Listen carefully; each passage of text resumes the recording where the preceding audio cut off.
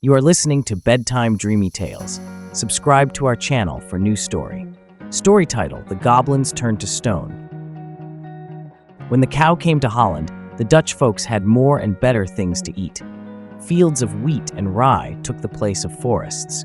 Instead of acorns and the meat of wild game, they now enjoyed milk and bread. The youngsters made pets of the calves, and all the family lived under one roof. The cows had a happy time of it because they were kept so clean, fed well, milked regularly, and cared for in winter. By and by, the Dutch learned to make cheese and began to eat it every day.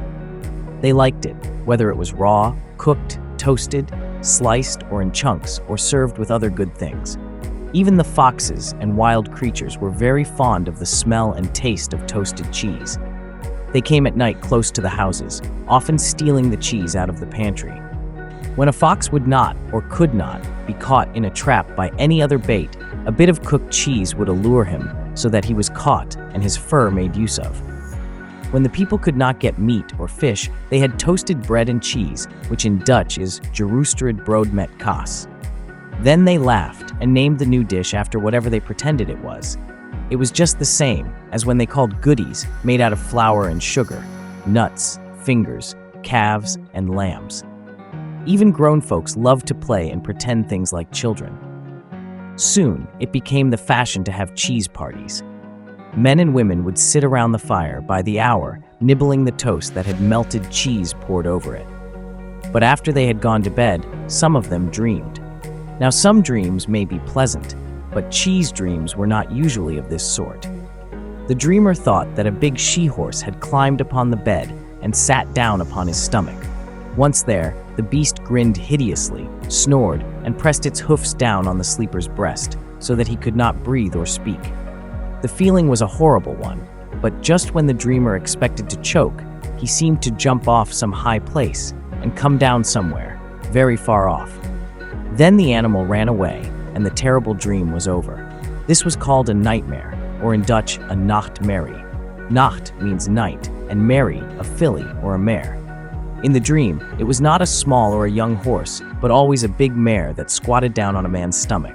In those days, instead of seeking for the trouble inside, or asking whether there was any connection between nightmares and too hearty eating of cheese, the Dutch fathers laid it all on the goblins.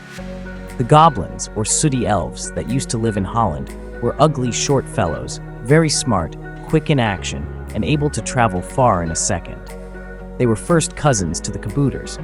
They had big heads, green eyes, and split feet, like cows. They were so ugly that they were ordered to live underground and never come out during the day. If they did, they would be turned to stone. The goblins had a bad reputation for mischief. They liked to have fun with human beings. They would listen to the conversation of people and then mock them by repeating the last word. That is the reason why echoes were called weak clank, or dwarf's talk.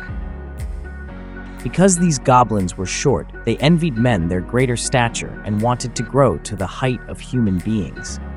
As they were not able of themselves to do this, they often sneaked into a house and snatched a child out of the cradle. In place of the stolen baby, one of their own wizened children was laid. That was the reason why many a poor little baby that grew puny and thin was called a wijzielkind, or changeling. When the sick baby could not get well, and medicine or care seemed to do no good, the mother thought that the goblins had taken away her own child.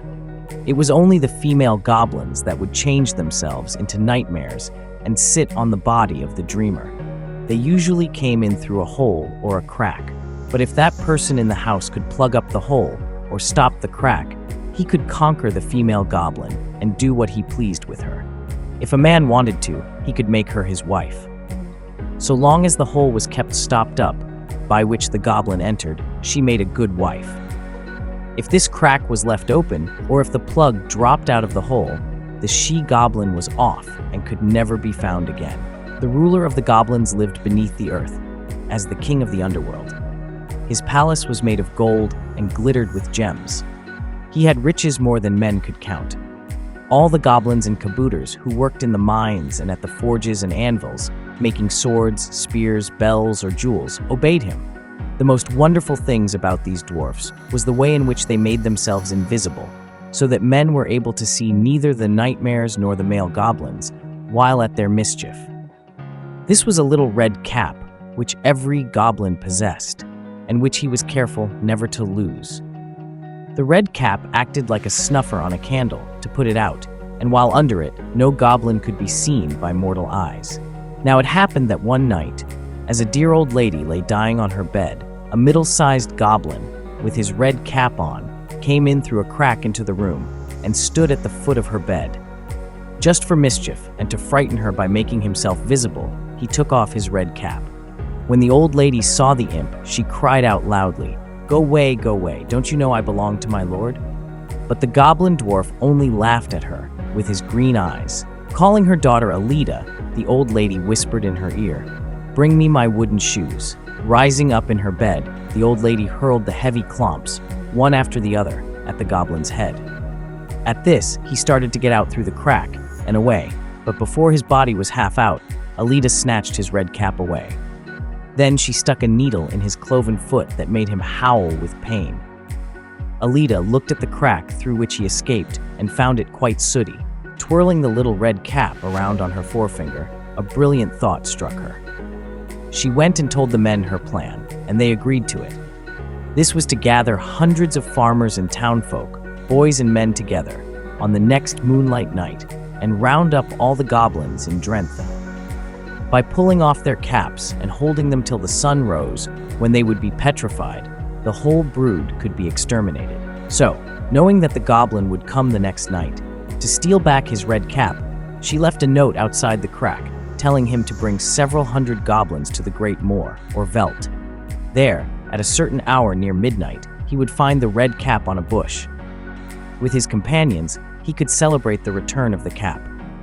In exchange for this, she asked the goblin to bring her a gold necklace. The moonlight night came round, and hundreds of the men of Drenthe gathered together.